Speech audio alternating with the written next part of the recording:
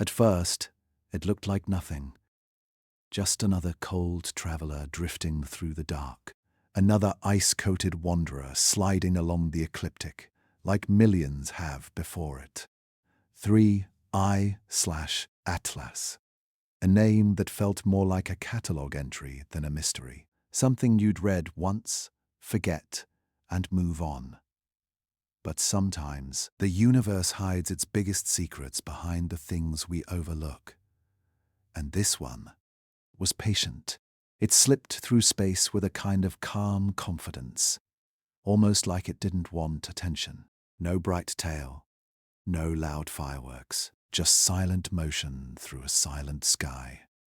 Observers watched it from small mountaintop labs and giant space telescopes, expecting a normal passage. Nothing strange, nothing special, just data. But deep down, every astronomer knows that space has a way of surprising us when we least expect it. And the first surprise came quietly. It started with a light curve, a simple graph that shows how an object brightens and dims over time. For a comet or an interstellar rock, that curve should stay smooth, steady, predictable. But this one didn't. The first time a researcher saw the shift, they thought it was a glitch, a missing data point. Maybe a cloud crossed over the telescope for a moment, but then the shift came again and again.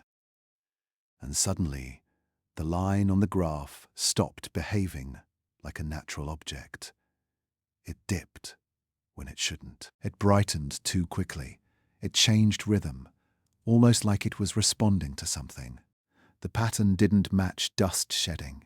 It didn't match rotation. It didn't match anything in the models. It was new. And that's when people started paying attention. 3I/Atlas wasn't acting like a piece of rock. It wasn't acting like a comet. It wasn't acting like anything we had ever tracked from another star. It was too clean, too sharp, too intentional. But no one dared to say that out loud. Not yet. Because the moment you call something strange, you invite a different kind of fear into the room. Still, the questions kept growing. Why did its brightness spike at the same point in every rotation? Why did it dim in perfect symmetry? Why did the light curve look less like a natural wobble and more like a pattern? Across continents, in quiet labs lit by screens and late-night coffee, scientists leaned closer to the graphs. They zoomed in. They checked the timestamps. They cleaned the noise. But the pattern remained. A faint pulse hiding inside the chaos, a whisper in the static.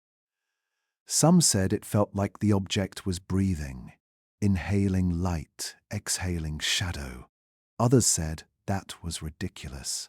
It's a coincidence, one researcher said. A trick of small data sets. Thermal lag, another insisted.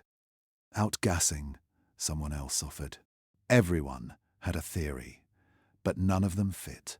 Because the more data they gathered, the stranger the curve became. As 3I/Atlas slipped closer to its perihelion, that tight, burning loop around the sun, the shifts grew stronger, sharper, almost like the object was preparing for something. And every new update added a fresh crack to the old explanations. By the third week, the change was impossible to ignore. The object brightened in a clean, structured rise, held its peak for a perfect moment, then dropped off like a shutter closing. Natural objects don't do that. Nature is messy, chaotic, imperfect. But this was precise. Too precise. One scientist later said that the first time they saw the corrected data, they felt something cold run down their back, as if the object had turned its face toward Earth for the first time. And through all of this, 3I/Atlas stayed quiet. No radio emissions, no bursts, no signals we could decode. only the light curve shifting in the dark, like a heartbeat waiting to be heard. Imagine watching something thousands of kilometers wide, drifting toward the sun, and realizing it's changing its behavior in real time, not because of gravity, not because of solar heat, but because something inside it is making a decision. That's the moment when curiosity slowly turns into dread. When the object reached the inner edge of the ecliptic, the data team tried something new. They ran its light curve through different filters, different smoothing tools, different algorithms for pattern recognition. And every time, the same hidden structure appeared beneath the noise. A clean rise, a clean fall. A rhythm, slow at first, then growing tighter as the object approached the sun. It was like listening to footsteps in a long hallway. Distant, soft, approaching. And then, something even stranger happened. A junior researcher noticed that the brightest peak happened at the exact same timestamp on 3 separate nights. Triple-checked, confirmed, impossible. The comet wasn't just brightening, it was repeating. Repeating. Repeating. That word echoed across message boards, late-night calls, and internal chats between observatories. No one wanted to say what it implied, because repetition means intention. And intention means something else entirely. As 3I/Atlas drifted closer, some scientists began comparing this light curve to mechanical pulses, the way engineered systems regulate output. Others insisted that nature sometimes creates strange illusions. But deep down, everyone felt the same quiet tension. Something was hiding behind that curve, something that didn't belong to the natural universe we understood. And as days turned into nights, and nights turned into weeks, a single question began to rise through the silence. Not loud, but persistent, like a soft tap against a closed door. What exactly is drifting toward our sun? What is hiding inside that silence? And if this pattern isn't natural, then who or what created it? Because the universe may be huge, but it rarely speaks without reason. And 3I/Atlas was starting to speak. It was the first sign that this object wasn't here to simply pass by. It was here to reveal something, and the world had no idea how strange things were about to become. It began with a single flicker, so small, so faint that almost everyone ignored it. A tiny jump in the brightness of 3I/Atlas, lasting less than a heartbeat. Barely a pixel on a screen. Something you'd blame on dust, or wind, or a tired camera sensor. But space has a way of whispering before it speaks, and this whisper didn't go away. At an observatory tucked high in the Andes, a researcher stayed late, staring at their monitor as the numbers rolled in. Every 91 seconds, the light rose, then dropped, then rose again. It felt like a breath, too steady to be chance, too sharp to be random. They checked the cables, recalibrated the lens, restarted the software, but the flicker stayed. And far away, in a small facility in northern Europe, another team saw the same strange shift. They didn't know it yet, but they were watching the exact same rhythm. 91 seconds. Over and over. Perfect timing, like a pulse. At first, everyone dismissed it. Probably a glitch. Could be interference. It's nothing. And for a moment, that explanation felt comforting. Because the truth, the idea that something drifting through the void might be repeating itself, that was harder to sit with. Natural objects don't pulse. Not like that. Not with rhythm. Comets tumble. They dim slowly. They brighten slowly. But this wasn't slow. This wasn't natural. This was deliberate. Still, no one dared to say the word signal. Not yet. In science, that word weighs a little too much. But the universe wasn't waiting for our permission, because within 48 hours, something happened that made every scientist sit up straight. The flicker spread one by one. Observatories across Asia, North America, and Australia reported the exact same anomaly. Not close, not similar, identical. A brightness spike every 90 to 17s, like a lighthouse blinking across the dark ocean of space. And suddenly, this wasn't something that could be ignored.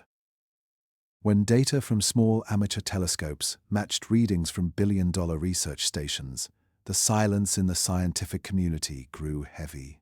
This wasn't noise. This wasn't human error. This was real, and it was global. Picture this for a moment. You're looking at an object that came from another star, something ancient, cold, and impossible to predict, and it flashes at you like a heartbeat, like it's alive, like it's trying to say something. But what? By the end of the week, a quiet emergency meeting was held between several space agencies, not because of danger, but because of confusion. No one had a model for this. No one had a reference. No one had even a bad theory that could explain a repeating brightness pulse in deep space. What could make an interstellar object flicker like that? A rotating surface? Maybe. Gas jets bursting? Possible, but far too regular. Thermal stress? Unlikely. Heat does not work on a 91-second timer. Every answer collapsed under its own weight, and slowly a new, unsettling idea took its place. What if the pulse wasn't caused by nature at all? That thought spread quietly, in late-night messages, whispered conversations, unshared notes scribbled in the margins of research papers. No one wanted to be the first person to say it out loud. Because the moment you admit you see a pattern, you admit someone might have put it there. Meanwhile, the flicker grew brighter. Each pulse sharpened, rising above the noise like a signal asking to be heard. Some researchers described the feeling as being watched. Others called it a knock on the cosmic door. One astronomer said it felt like the object was counting, waiting, checking if we noticed. And we did. Oh, we noticed. But the question no one could escape was simple. Why would a comet pulse? There was no logical reason for it. No natural process that matched the timing. No event that could repeat with machine-like precision. Every 91 seconds. Not 89. Not 93. 91. Exactly. Like a metronome. Like a beacon. Like instructions written in light. Some believed it might be internal, ice structures cracking in rhythm. Others thought it could be reflections from an oddly shaped surface.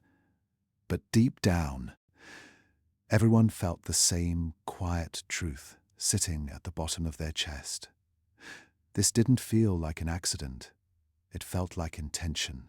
And intention is the one thing scientists fear the most. Because intention means purpose, and purpose means intelligence.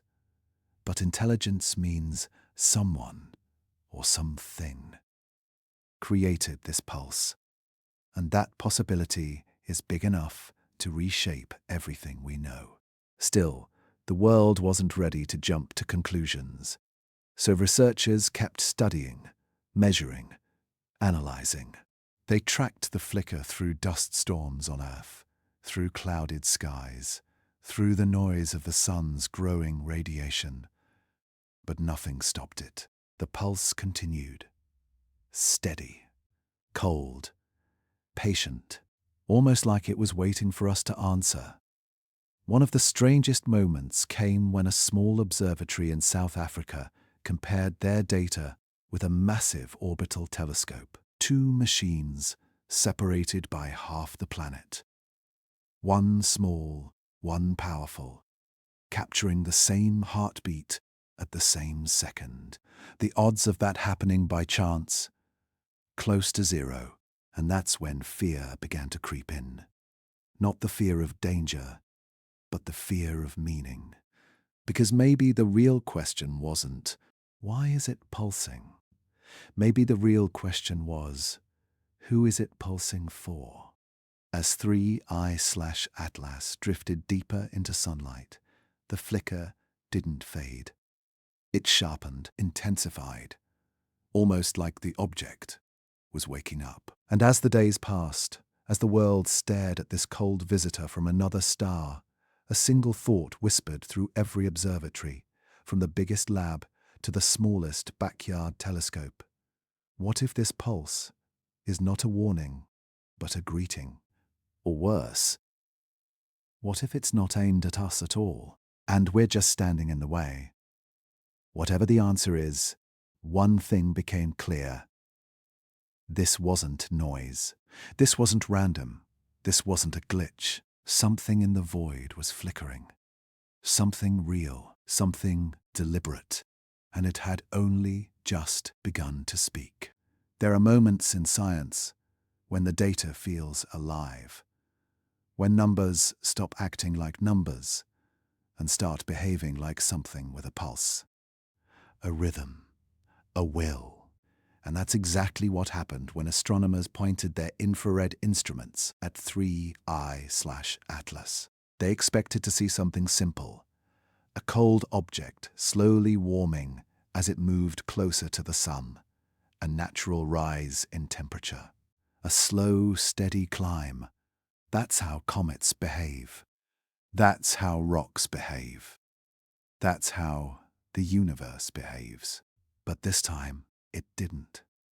The first reading came in colder than expected, so cold it almost felt wrong. Then, a few minutes later, the temperature spiked, not by a little, but by a lot, like something inside the object had suddenly woken up. And then, just as quickly, it dropped back down, cold, warm, cold again, all within minutes. That shouldn't be possible. The sun doesn't heat objects like a switch being flipped. Space doesn't work on a timer. Temperature doesn't rise and fall in perfect waves. But here, it did. And the pattern wasn't random. It was precise. One researcher described it as watching a machine regulate itself. Another called it a heartbeat hidden in thermal data. Someone else simply stared at the screen and whispered, "It's responding to something." Because that's what it looked like. Not natural heating. Not natural cooling. A response. Like 3I/Atlas was adjusting itself, as if preparing for something we couldn't see. Imagine watching a mountain-sized object from another star and realizing its temperature rises and falls like a living organism, not because the sun tells it to, but because it decides to. And that decision didn't go unnoticed. When the data reached a second observatory, the team thought it was a mistake. They checked calibration, replaced sensors, ran dark frames, checked for instrument drift. Everything was normal, except the comet. Across the world, more readings came in. Every telescope saw the same thing. Heat rising, heat falling. Repetitions so perfect it felt intentional. Not chaotic, not noisy, precise. Every cycle lasted almost the exact same length of time. And the moment the cycle ended, another began. Like clockwork, as if something under the surface was turning on and turning off with purpose. And the more scientists studied the pattern, the more unsettling it became. Because the temperature didn't match sunlight levels. It didn't match rotation. It didn't match composition. It didn't match anything. The object was behaving like it was insulated, shielding itself from the sun when it wanted to, letting heat in only when it needed to, like it was controlling the thermal flow, like it was choosing how warm to be. And that raised a question no one wanted to say out loud. Is this object self-regulating? Because if it is, then we are no longer studying a rock. We're studying something designed, something built to survive a star. That idea hung in the air like a cold draft no one could shut out. A few scientists tried to calm the growing fear. Maybe it's a rare kind of outgassing. Maybe there's ice pockets under pressure. Maybe there's a chemical reaction we've never seen. But these explanations all fell apart the moment the thermal graphs were laid side by side. Natural processes create messy waves, sharp edges, chaotic noise. But the heat curve of 3I/Atlas, smooth, clean, structured, like an engine warming up, cooling down, resetting. And that's when the theories began to shift. Some wondered if this was a protective mechanism, something the object used to shield itself during travel. Others thought the thermal pulses might be a byproduct of internal activity. A few whispered darker ideas about hibernation and awakening. Because as 3I/Atlas inched closer to the sun, the thermal cycles grew tighter, more frequent, more defined, not random at all, predictable. Like the object wasn't reacting to heat, but preparing for it. Almost like it knew the sun was coming, and it was getting ready, but ready for what? No one had an answer.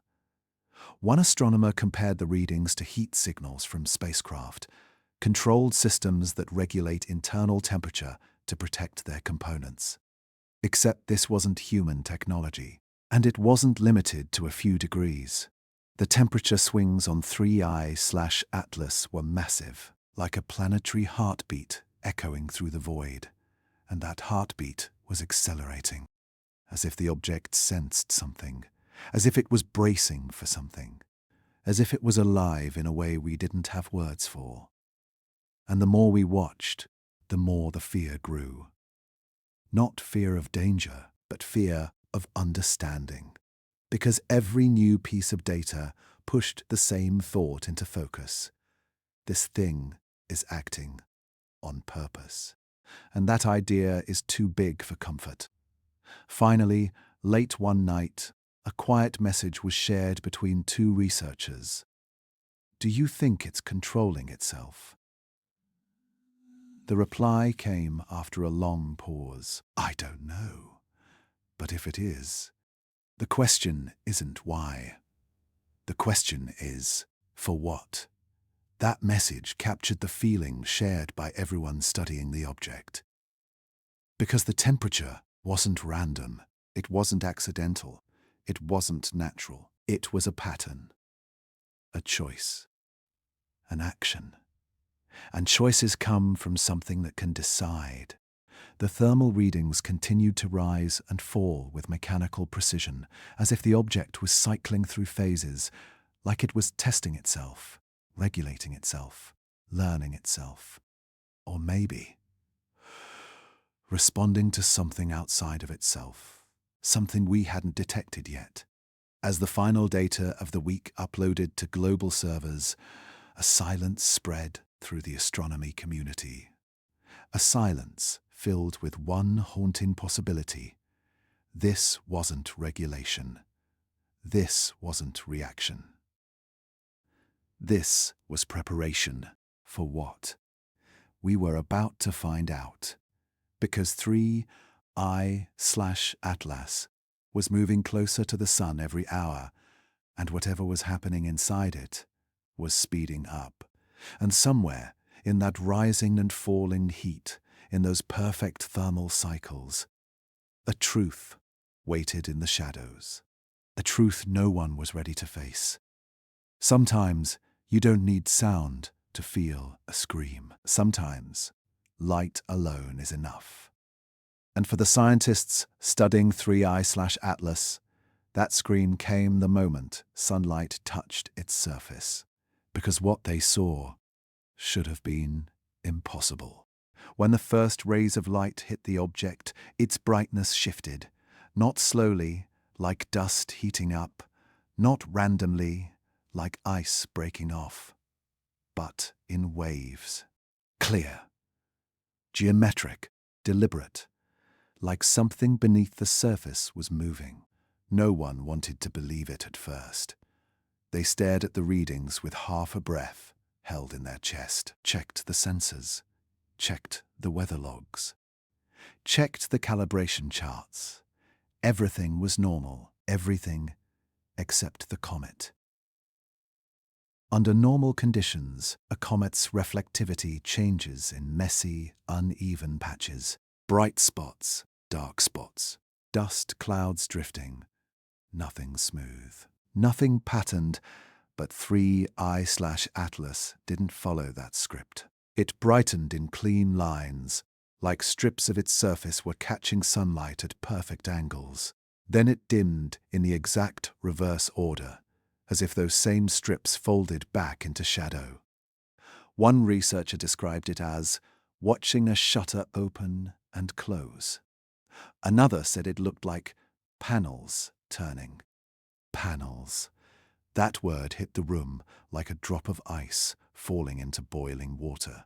It didn't spread, it exploded.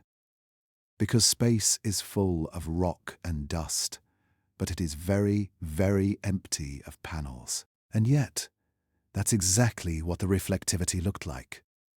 Not random, not natural. Structured.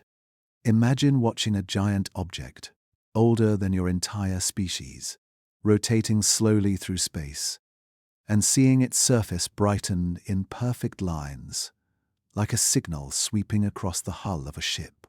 That's what it felt like. Like the comet wasn't just reflecting sunlight, it was using it. But that was only the beginning. As the object moved closer to the sun, the waves became sharper, more detailed, more controlled. A clear pattern formed, bands of brightness traveling across the surface with exact spacing and exact timing. Some scientists tried to brush it off, a visual illusion. Maybe it's sublimation. Could be a trick of the phase angle, but the longer they watched, the less their own words convinced them. Because illusions don't repeat themselves every cycle. Sublimation doesn't move in straight lines, and the sun doesn't carve perfect geometry into anything. This wasn't chaos, it was choreography. At one point, 3 observatories captured the same wave from different angles. When the data was overlaid, the pattern looked almost mechanical, like plates shifting, sliding, locking into place. The kind of movement you see in engineered systems. Not natural ones, not random ones, designed ones. But designed by who or what? That question hung over every discussion, like a shadow that refused to leave. Some researchers whispered theories behind closed doors, theories that would have sounded like science fiction a month earlier. Others refused to even consider them. Because the moment you call something artificial, you accept that someone built it. And accepting that changes everything. Still, the evidence grew harder to ignore. The reflectivity waves moved with the object's rotation, but not in the way natural reflectors do. Most comets scatter light in unpredictable bursts. But this object seemed to aim it, control it, direct it, almost like it was checking its surroundings, testing its surfaces, preparing. One astronomer compared the pattern to solar panel arrays adjusting to sunlight, shifting angle to maximize energy. But again, this wasn't a machine from Earth, and it wasn't built in any factory we knew. This came from a star system far beyond our own, and yet it behaved like it understood the sun better than we did.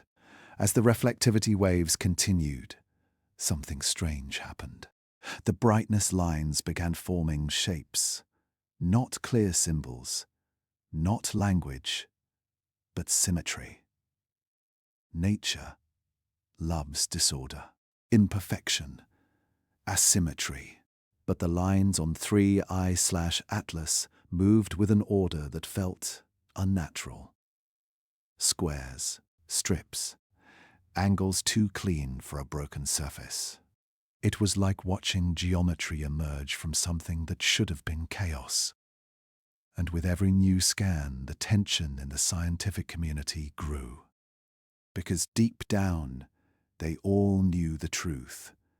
Rock doesn't do this. Ice doesn't do this. Dust doesn't do this.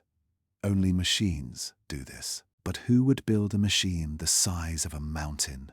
Who would send it drifting across star systems? And why would it look like a comet on the outside, but behave like something alive beneath?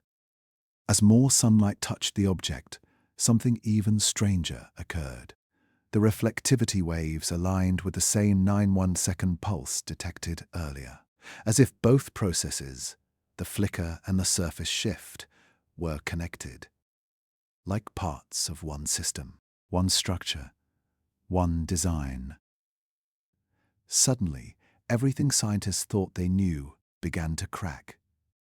What if the pulse wasn't a signal? What if it was a command? What if the surface wasn't reacting? What if it was obeying? Every new frame of data looked less like nature and more like engineering. A shell, a hull, a layered exterior that moved with purpose. Some began whispering the most unsettling phrase of all. What if it's waking up?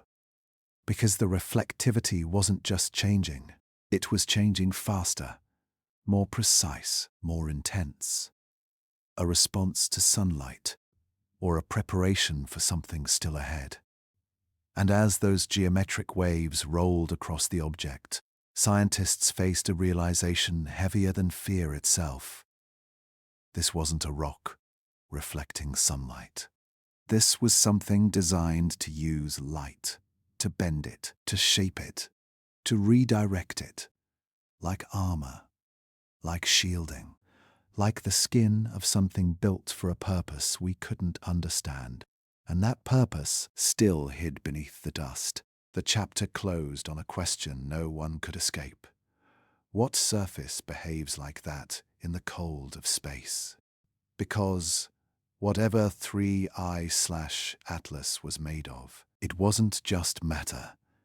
It was intention. And intention is a far louder signal than light. There are moments in science when the universe feels like it's trying to speak, not in words, not in sound, but through patterns. Strange, quiet patterns that cut through the noise like a whisper meant only for us. And that whisper grew louder the moment the pulse from 3I/Atlas began to change. Because until now, the flicker was simple, a steady blink.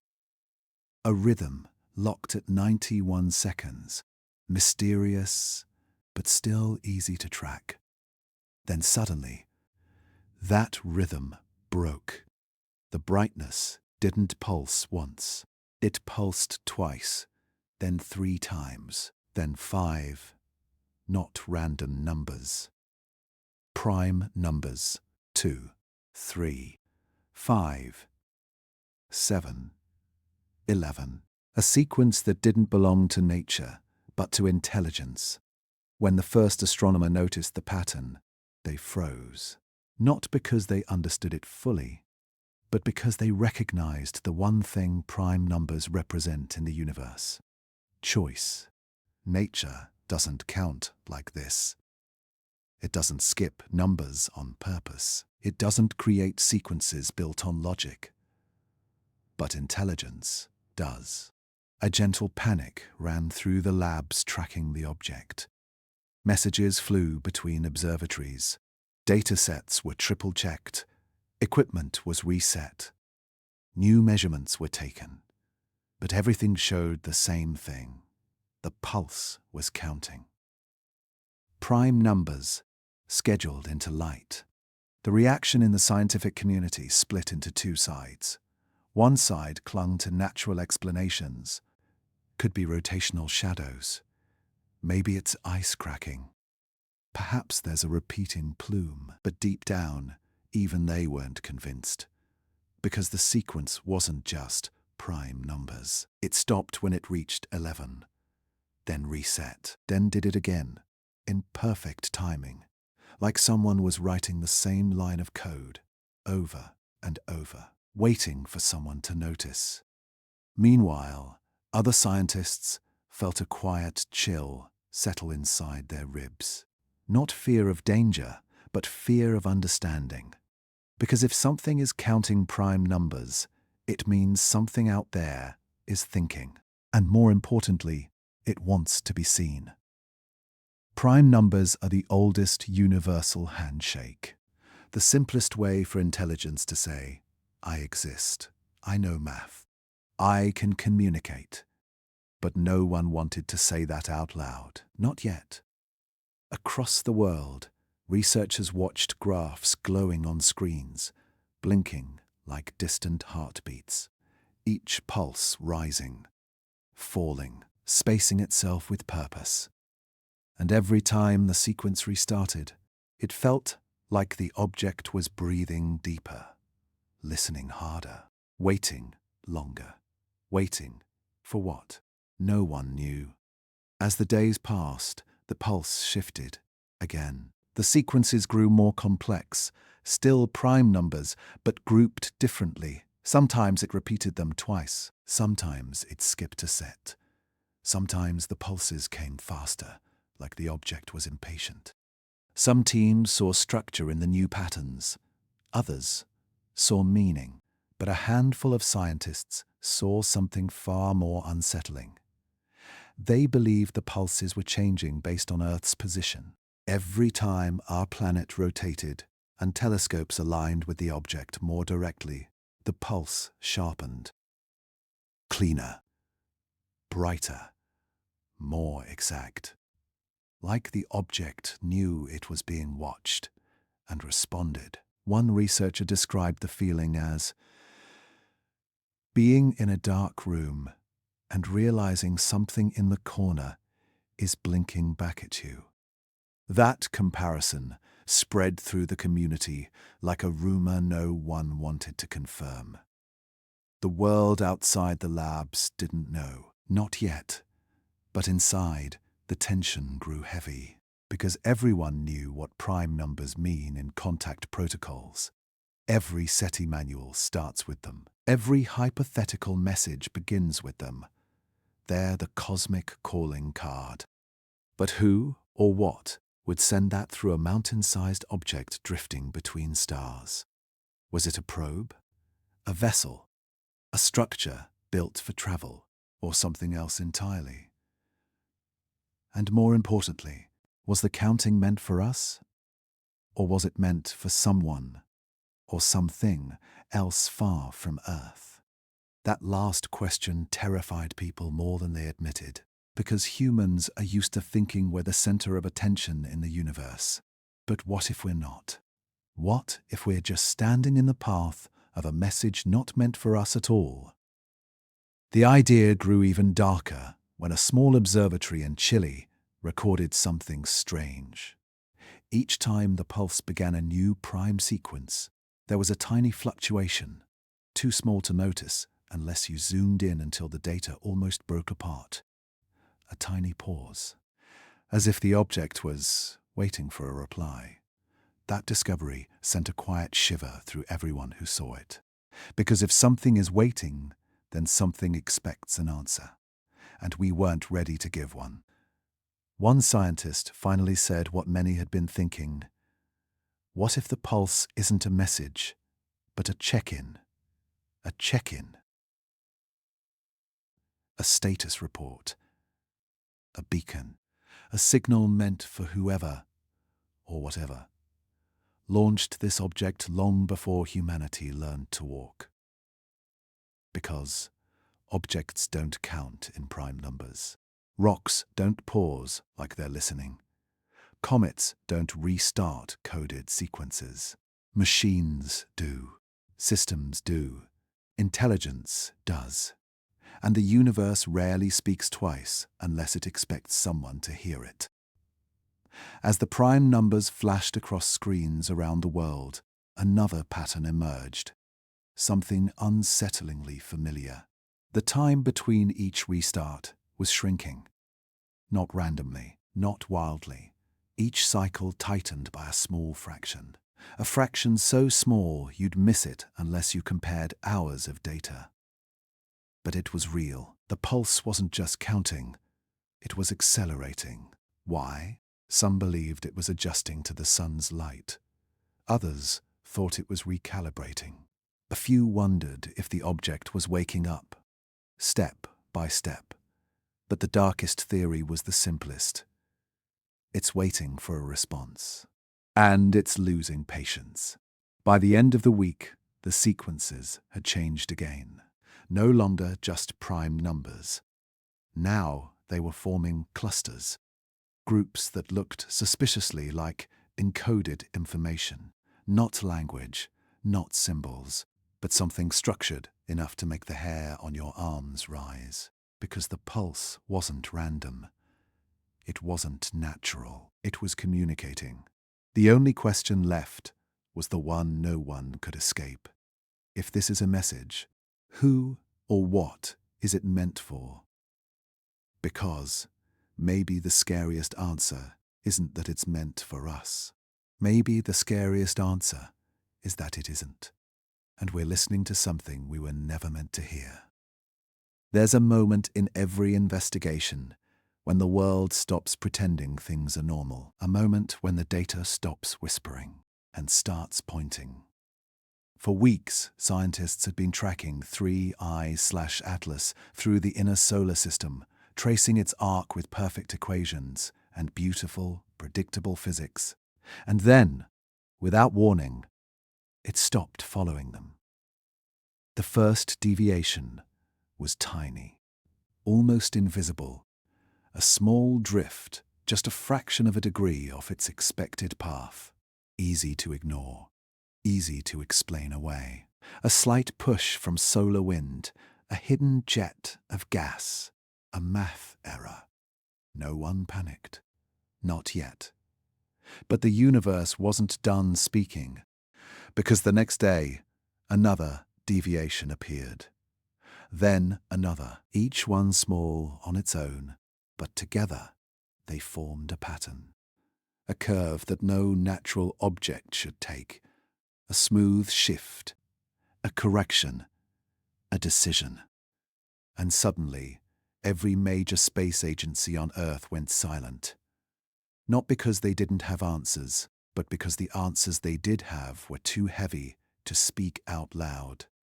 The truth was simple and terrifying. 3I/ATLAS was changing its course. Not drifting, not wobbling, not reacting, adjusting. Imagine staring at a map of the solar system and watching an object from another star steer itself like it knows where it's going. That's what scientists were seeing. The numbers turned cold. Precise. Impossible. The object wasn't being pushed. It wasn't being pulled. It was choosing. Somewhere deep inside that dark body, drifting through the void. Something had shifted. Something had awakened. Every model built by astrophysicists collapsed overnight. Every prediction became wrong. Because comets don't turn. Asteroids don't change direction. And interstellar rocks don't navigate. Only machines do. But no one wanted to be the first to say it. Inside mission rooms around the world, tension built like electricity. Screens glowed with red marks where the object should have been, and blue marks where it actually was, and the distance between them kept growing, small, precise, purposeful. One engineer compared the movement to the path correction spacecraft make when aligning for a final burn. A quiet adjustment, a gentle nudge, enough to stay on course. But what course? What goal? What destination? No one had answers, only fear disguised as analysis. Some experts argued it must be natural, a rare outgassing event, a buried jet of ice breaking loose, a deep crack shifting the center of mass. But those ideas died the moment the object corrected itself against solar wind, not with it. It didn't drift like something being pushed. It corrected like something aiming. One scientist wrote in his private log, "It's not falling, it's flying." And once that thought enters your mind, it's hard to remove it. Across the world, people stared at the same graphs with the same sinking feeling. The feeling that the universe had been holding its breath and was finally starting to exhale. The deviations continued, tiny, consistent, unmistakable, like footsteps in the dark. Each shift lined up with a new position relative to the sun, almost like the object was navigating using solar geometry, a maneuver, a sweep, a correction.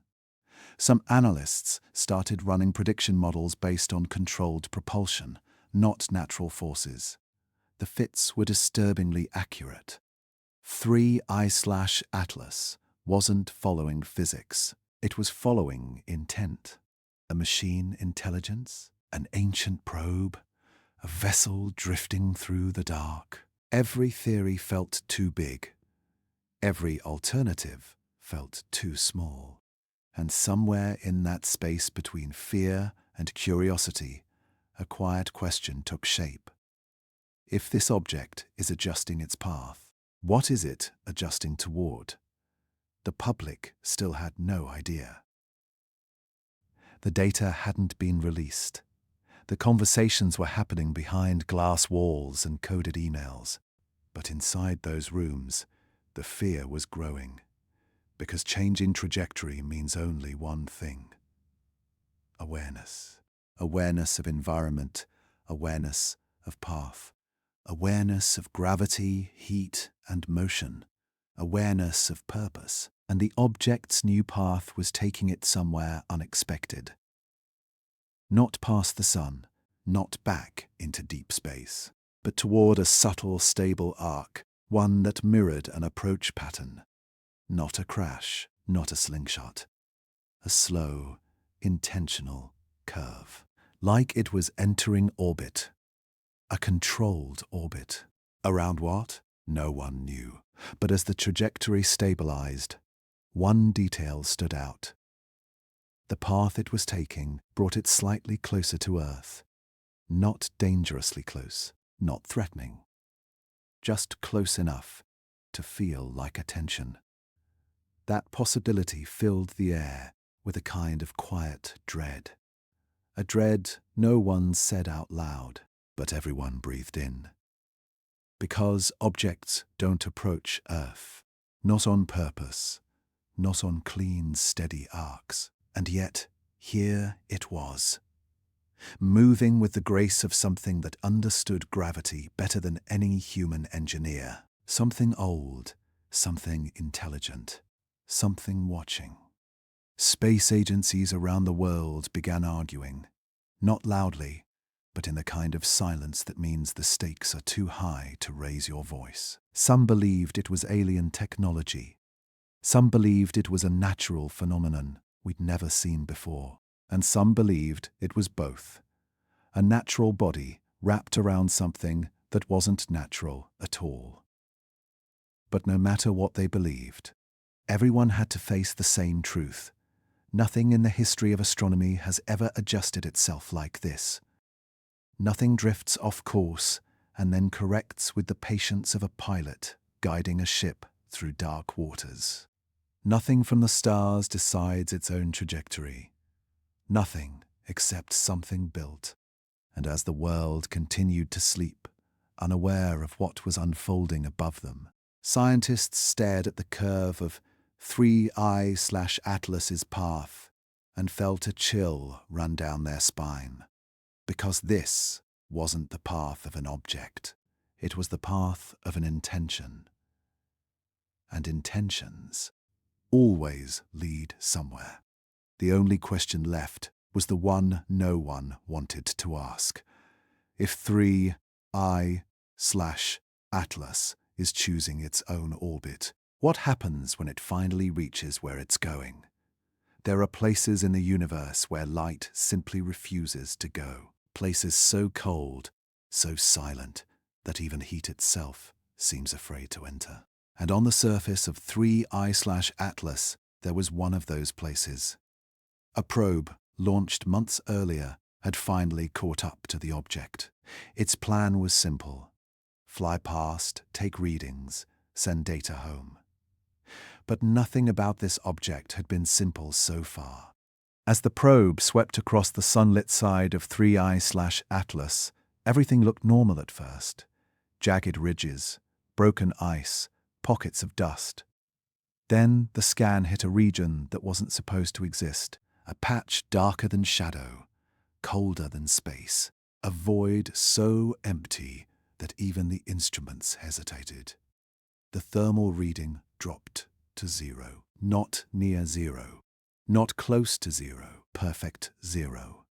A temperature no natural surface should ever reach. Not under sunlight, not under starlight, not anywhere in the known universe. The probe passed over it in just seconds. But that was enough. Enough to capture the impossible. Enough to change everything. The data arrived on Earth like a quiet earthquake.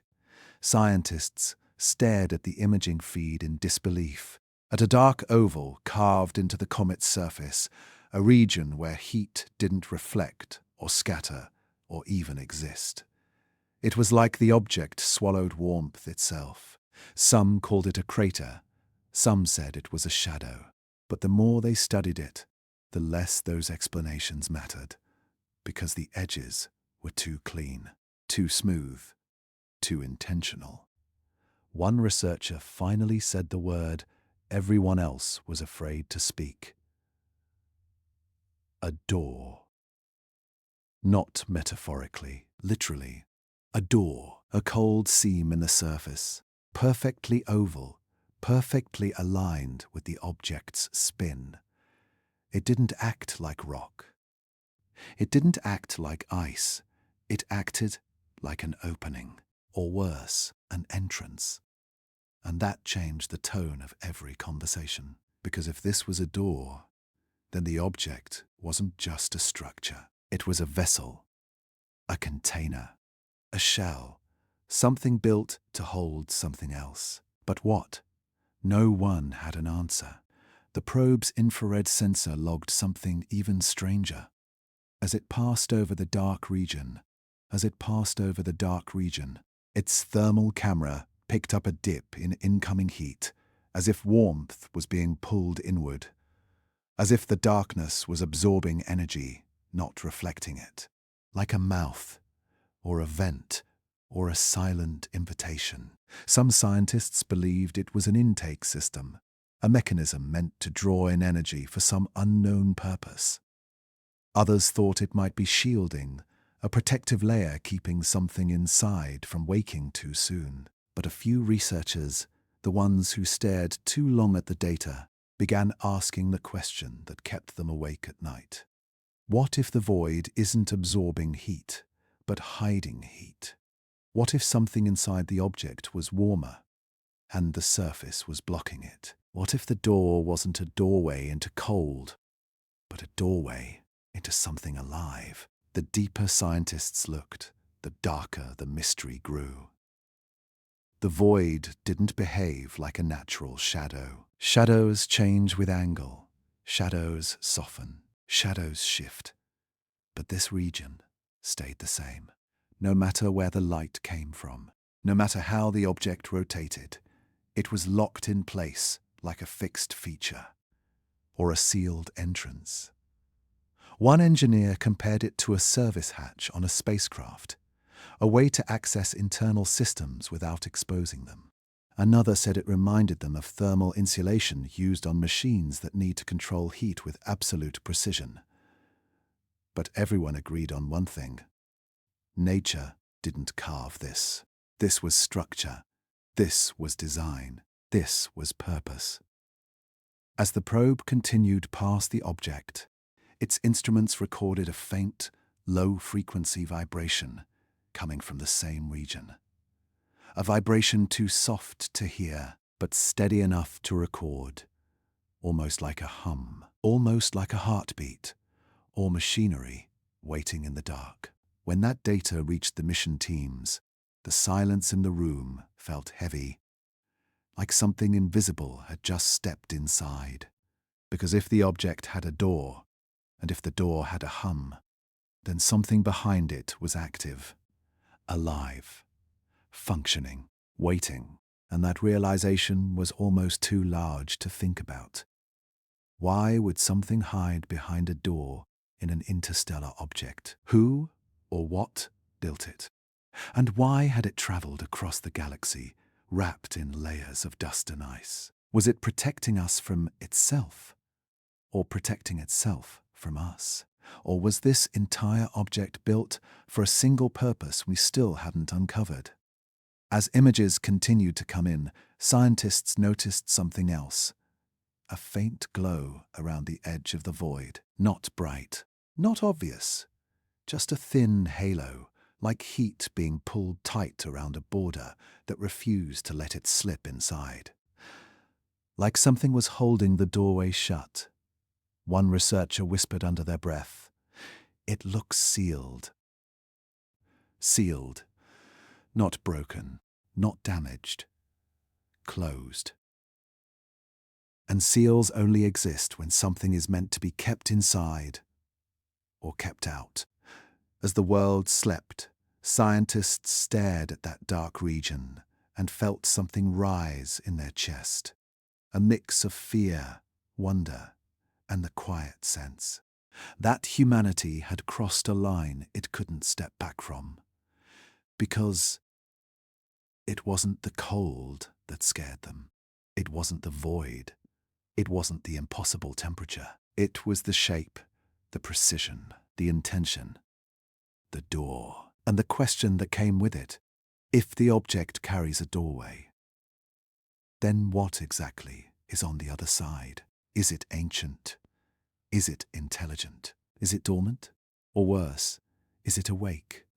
As the probe faded into the distance, its final transmission sent one last chilling detail. The door, the dark void, pulsed. Once soft, subtle, almost invisible, but enough to shake every scientist who saw it. Enough to whisper the possibility that whatever lay behind that perfect oval of darkness might be stirring. And if it's stirring now, what happens when it finally opens? There's a certain kind of fear that doesn't arrive all at once. It creeps in slowly, quietly, like a shadow stretching across a room you thought was safe. And that fear settled over every analyst on Earth the moment they discovered the curve. Not a dramatic curve, not a violent one. A small, repeating bend in the object's spin, so subtle you'd miss it unless you layered weeks of data on top of each other. But once you saw it, you couldn't unsee it. Because comets tumble, asteroids wobble, space rocks rotate in messy, uneven ways, shaped by time, collisions, and chaos. But 3I/Atlas did none of that. Its spin was smooth, balanced, controlled, And hidden inside that spin was a repeating curvature, a harmonic signature that should not exist in nature. The first analyst to catch it thought their software had glitched. They ran the numbers again. Then again, same result. A perfect harmonic motion. Like something inside the object was stabilizing its rotation. Machines do that. Spacecraft do that. But not comets. Not interstellar rocks. Not anything born from dust and randomness. Word spread quietly through data labs. Screenshots were shared through encrypted channels. Small circles of experts gathered behind closed doors, speaking in voices softer than the truth they carried. Everyone noticed the same thing. This curve wasn't caused by gravity. It wasn't caused by sunlight. It wasn't caused by any natural force we knew. It was caused by design, a curve shaped by intent. One engineer described it perfectly. It's the kind of rotation you see in systems that need stability, balanced frames, internal gyros, harmonic dampening. This thing is correcting itself. Correcting itself. Two words that changed the tone of every meeting. Because when something corrects itself, it knows it's drifting. It knows how to adjust. It knows what shape it needs to be. That is not the behavior of a rock. That is behavior of something built. The idea that had been whispering at the edges of every chapter now stepped into the light. This object was artificial, and not recently. Not crafted by any civilization humans have ever known. It was older, much older, maybe older than Earth itself. The deeper analysts dug, the more impossible the truth became. The curvature repeated exactly every spin cycle, with a deviation so small only a machine striving for precision could produce it. A natural object would drift over time, slowly, randomly, messily. But 3IATLAS stayed locked in a pattern so consistent it felt like listening to the heartbeat of a machine that had been running for millennia. One researcher stared at the curve for hours, before whispering a thought that chilled everyone around them. This object wasn't shaped by the universe. It was shaped to survive it. That single sentence opened doors most people didn't want to walk through. Because if it was built, then someone built it. And if it was built long before Earth existed, then someone out there had technology older than our planet. Technology that survives interstellar travel.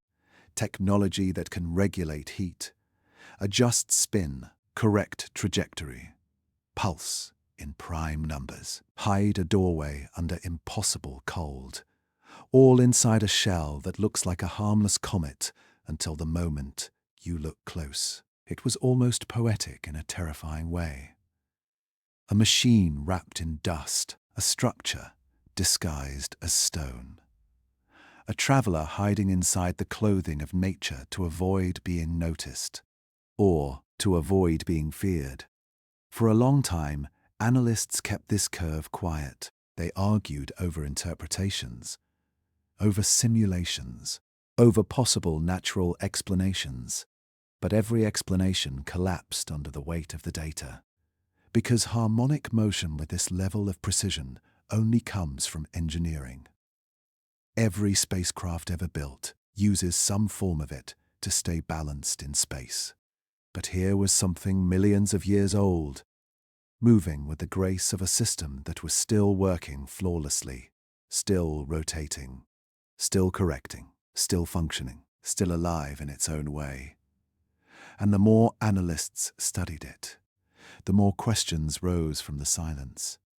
Was this a probe, a vessel, a seed from an ancient star, a forgotten machine built by beings who watched galaxies bloom and fade? The idea wasn't science fiction anymore. It was on the screen, in the numbers, inside the curve.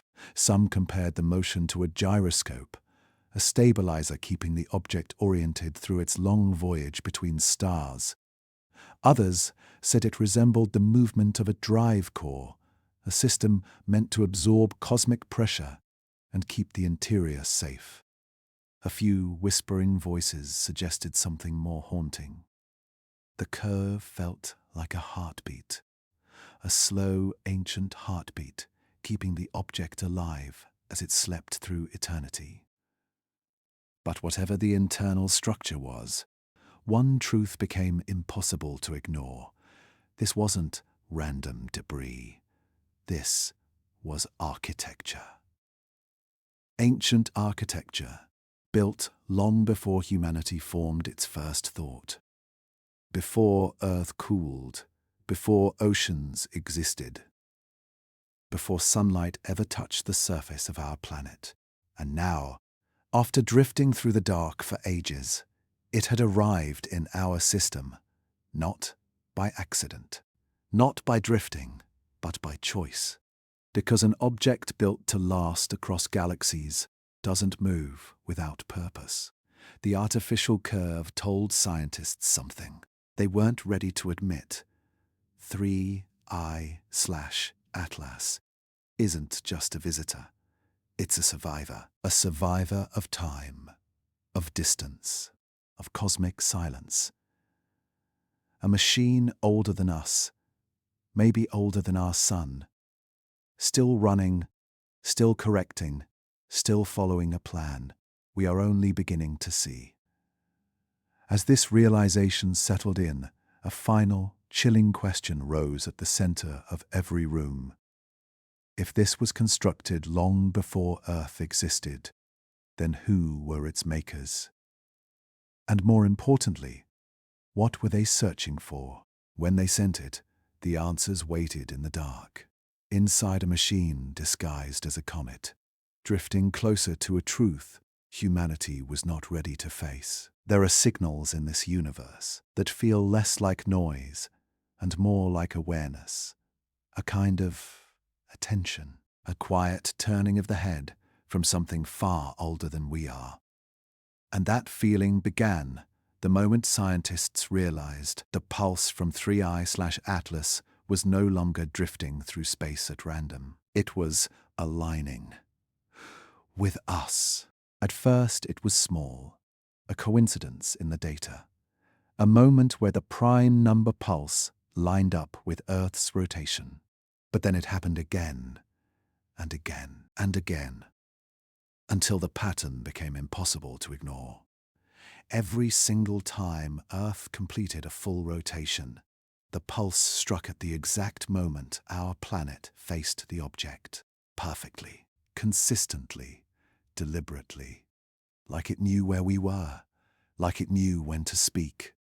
It wasn't aiming at the sun. It wasn't aiming at the solar wind. It wasn't aiming at empty space. It was aiming at Earth. The realization spread through the astronomy community like a slow-moving cold front, something you feel before you understand. At first, people tried to rationalize it. Maybe it's coincidence. Maybe it's geometry. Maybe it's just the rotation of the object itself. But the timing sharpened, the intervals tightened, the margin of error disappeared.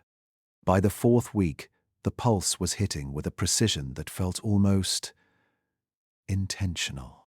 Not minutes apart, not seconds apart, milliseconds. As if something inside that ancient object was listening for the exact moment our planet turned its face toward it and responding. Some scientists watched the data and felt their stomach drop, because when something aligns with you like that, not your atmosphere, not your orbit, but you, there's only one explanation left.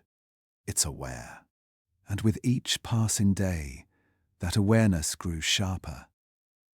The pulse wasn't just timing itself anymore. It was changing shape.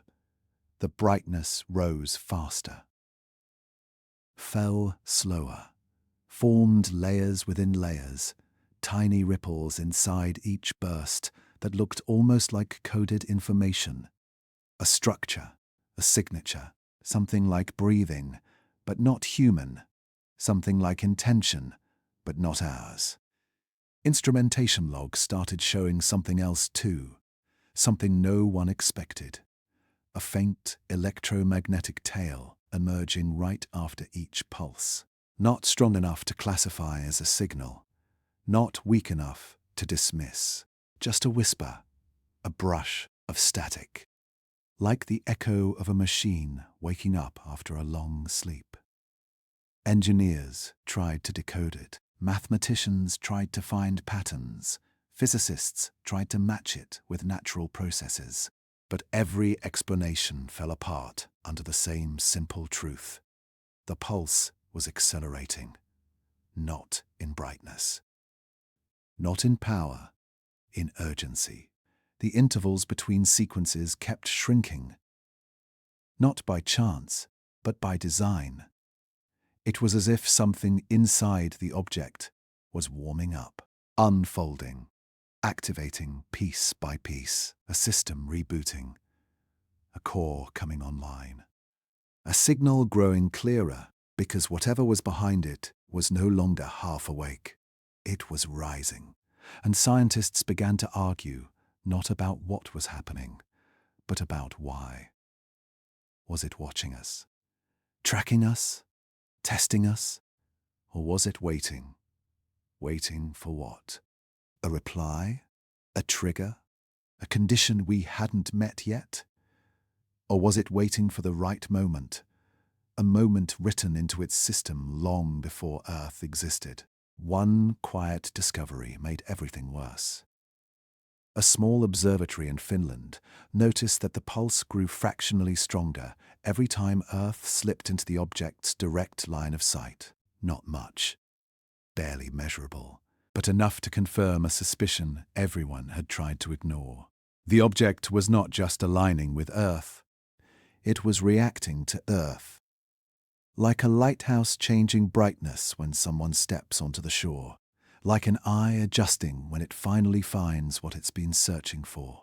A few scientists refused to look at the data anymore. Not because it was too complex, but because it was too alive. Because the more they watched the pulse, the more it felt like a heartbeat. A heartbeat that was quickening. And heartbeats only do that for one of two reasons: fear or awakening. But the most unsettling detail of all came from a deep space satellite that caught the cleanest pulse yet. Inside that single burst of light were 3 micropulses, 3 faint spikes, too small for ground telescopes to catch. 3 echoes stacked inside, 1 blink, 3, like a sequence, or a signature, or a message meant to identify itself. The satellite team replayed the waveform over and over, knowing what patterns like this usually meant. Not random, not noise, communication. A form of contact so old and so minimal that any intelligent species, no matter how advanced or primitive, could recognize it. Layered communication inside a beam of light. And when Earth rotated toward the object again, the pulse repeated with even sharper structure. Almost like it was saying, "I see you, I know you're there. Now it's your turn." But humanity didn't reply. Not because we didn't want to, but because we didn't know how. Nothing about this object matched the rules we understood. Nothing about the signal matched the playbook. Nothing about its behavior fit into the neat boxes science uses to stay calm. This was something older, something deliberate, something designed to awaken slowly across the gulf of stars, something that had finally reached the moment written into its purpose. And as the object continued to pulse, faster, sharper, with growing urgency, a final realization settled in like a weight across the world of science. The object wasn't just blinking, it wasn't just counting, it wasn't just adjusting, it was looking. And the question that echoed in every quiet lab and every late-night data room was no longer, "What does the signal mean?" The question had changed. Now it was, is it watching? Or is it waiting? Because if the signal is awakening, if the object is rising from a sleep older than Earth, then whatever comes next is not random, it is intentional. And the next chapter is already moving toward us. There are moments when the universe stops whispering and finally speaks. Not gently, not softly, but with a force that feels like it was waiting for the exact second we were paying attention. And that moment came when 3IATLAS unleashed its final pulse. It happened without warning, no build-up, no gradual rise, no hint that anything was about to change. 1 second, the object drifted silently through space, its pulse steady and predictable, a strange rhythm we had learned to follow. The next second, everything exploded. A burst of energy erupted from the object, so clean, so sharp, so unbelievably structured that every instrument tracking it lit up at once. Across observatories, across satellites, across deep space detectors, every screen flashed white. Then, for half a heartbeat, everything went silent. It was the purest signal ever recorded from space. Not noise, not chaos. Order. Layers upon layers of perfect geometry hidden inside the light. The pulse wasn't random. It wasn't natural. It wasn't even a message. It was something far more frightening. A test. Because the deeper scientists looked, the stranger the signal became. Inside the burst were patterns. Not language, not symbols, but structures. Like blueprints, like instructions, like information compressed beyond anything humanity had ever imagined. The spectrum wasn't just wide, it was impossible. Frequencies that should cancel each other out stood together without conflict. Waves that should bend stood perfectly straight. Harmonics that should decay held their shape like they were frozen in time. It was like the signal was built from physics we didn't understand yet. Scientists tried decoding it. They threw every algorithm at it, every pattern recognition tool, every decryption method. Nothing worked. The signal remained complete, intact, untouched. It felt like the object was saying, "You're not ready." Or worse, "You're not the ones I'm talking to." But the strangest part was what the signal did to the people studying it. It broke them, not physically, not dangerously. It broke their assumptions, their certainty, their confidence in the rules they'd built their entire careers on. One physicist stared at the waveform for hours before whispering, This shouldn't exist." Another said the structure felt too perfect, as if no natural process could ever create it. And others, the ones who understood information theory, saw something deeply unsettling. The signal wasn't evolving. It wasn't adapting. It was complete, a final form, not meant to change, not meant to be interpreted by trial and error. It was meant to be understood instantly by whoever it was intended for, but not us.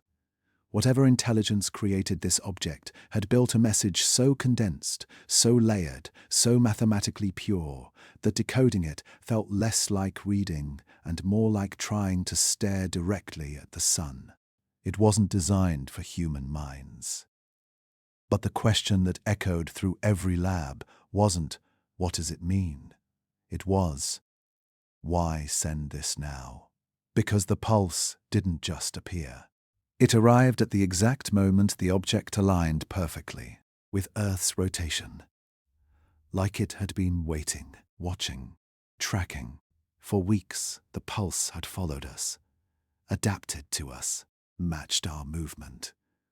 And now, with everything awake inside the object, it had delivered something final. a verdict, a message, a test, a way of asking, "Are you capable?" And humanity's answer was silence. Not because we chose silence, but because we had no choice. We weren't capable. Not yet. The frequency bands inside the pulse stretched beyond our physics. The structure inside the waveform held dimensions we didn't have words for. The information density was so overwhelming that even quantum systems collapsed under the weight. One researcher described it best. It's like someone handed us an entire library, compressed into a single word, and then asked us to read it. But the most unsettling detail came hours after the pulse faded. When scientists reviewed the data frame by frame, second by second, they realized something chilling. The pulse had been targeted. It wasn't broadcast in every direction. It wasn't spread across space. It was aimed directly at Earth. More specifically, directly at one point on Earth's orbit, a specific coordinate, where our planet had been at the exact moment the pulse arrived. Almost like the object fired not at us, but at where we should be if we were the ones receiving it.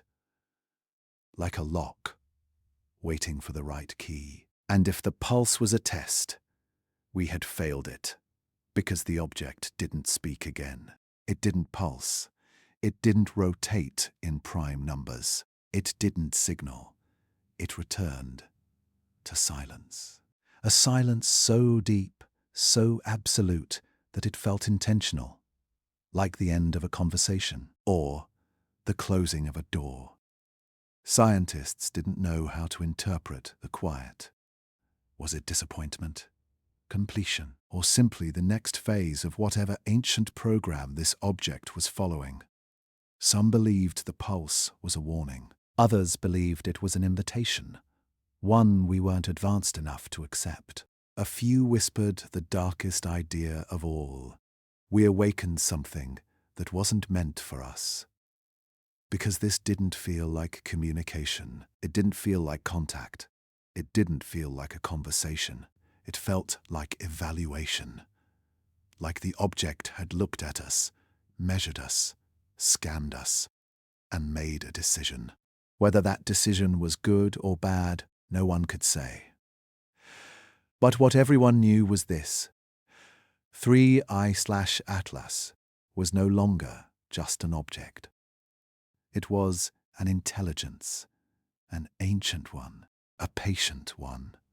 And whatever it had been waiting for, whatever it had been searching for, it now had its answer. What have we awakened? We were about to find out.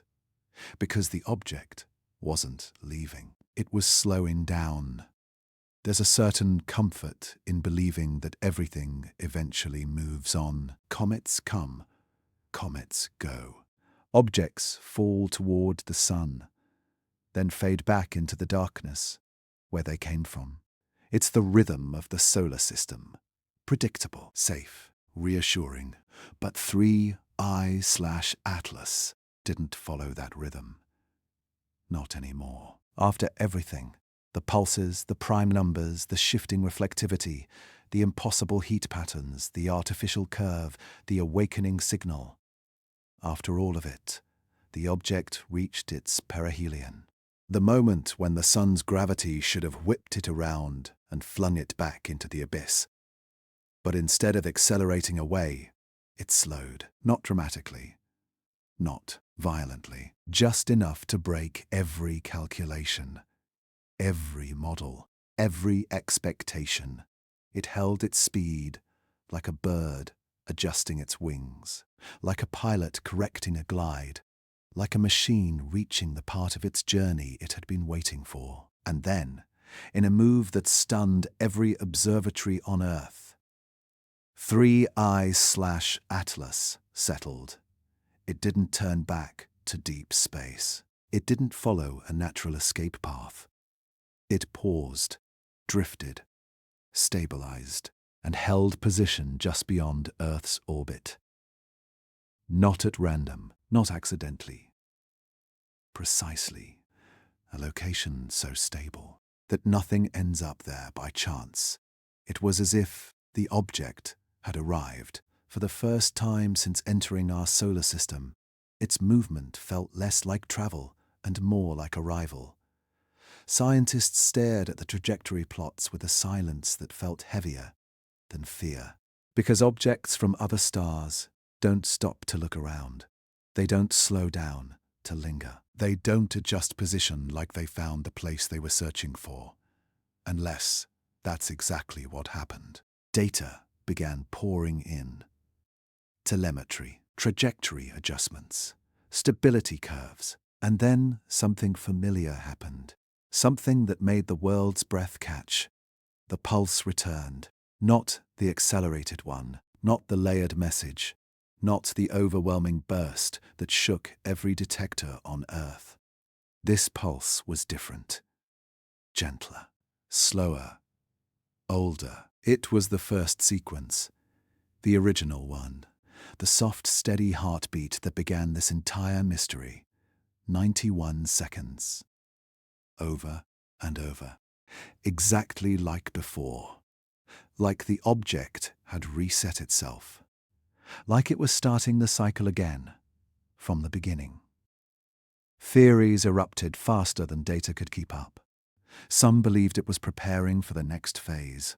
Others believed it had completed a scan and was waiting for a response. But one idea, the quietest, the most unsettling, began to spread through the scientific community. What if the pulse is not for us? Because if this object had come here on purpose, if it had traveled across star systems, corrected its path, regulated itself, awakened its signal, then it wasn't just observing Earth. It was waiting for something else to answer. Not human, not terrestrial, something older, something familiar to it, something it came here to meet. That idea chilled everyone who heard it, because for the first time, humanity wasn't asking, "What does it want from us?" The question had shifted. What else is out there that this object expects to hear from? As the pulse continued, observatories tracked a faint change in the surrounding space. It wasn't radiation. It wasn't heat. It was gravitational. Tiny fluctuations, barely measurable, like the object was interacting with something that wasn't visible. Something outside the edge of our detection. Something responding too faintly for us to hear. The idea grew darker. What if this object wasn't sending a message? What if it was checking in? What if it has done this before? With other systems, other planets, other species? And now, after millions of years drifting alone in the dark, it had finally reached its next checkpoint. Humanity had no playbook for this, no protocol, no plan. Because no one had ever imagined an interstellar object would arrive, stop, and wait with the patience of something ancient and indifferent to our understanding. Governments held emergency meetings, scientists argued, engineers analyzed readings until their hands shook, but the object remained unmoved, unbothered, silent except for its pulse, a single repeating beat echoing through space like a message engraved in time itself. One astrophysicist wrote late that night, "It feels like we woke up in the middle of a conversation that didn't start with us and won't end with us." Because the object's behavior no longer felt curious or exploratory, it felt procedural, like part of a map, a route, a mission, something the universe had forgotten long before humans ever arrived. And as telescopes focused on its silent form, one more detail emerged. A detail so small, yet so terrifying, that it shattered any remaining comfort. The pulse shifted, not in speed, not in brightness, in direction. For the first time, the pulse wasn't aimed at Earth. It was aimed past Earth, beyond us, toward a region of space that contained nothing obvious, nothing visible, nothing we understood. It was answering something, something we couldn't see, something we couldn't detect, something that might not even be here yet, or something already here, waiting in a silence deeper than space itself. And that was the moment scientists finally admitted the truth. 3I/Atlas didn't enter our solar system by mistake. It didn't drift. It didn't wander. It didn't pass through. It arrived with purpose, with patience, with something to do that had nothing to do with us. And now that purpose was moving into place. The final question hung in the air, heavy, ancient, and terrifying. Did this object come here on purpose? And what happens when it finally answers itself? The universe did not give us an answer, only a pulse. Steady, soft, unchanging, a heartbeat in the dark, waiting. And whatever comes next is already on its way.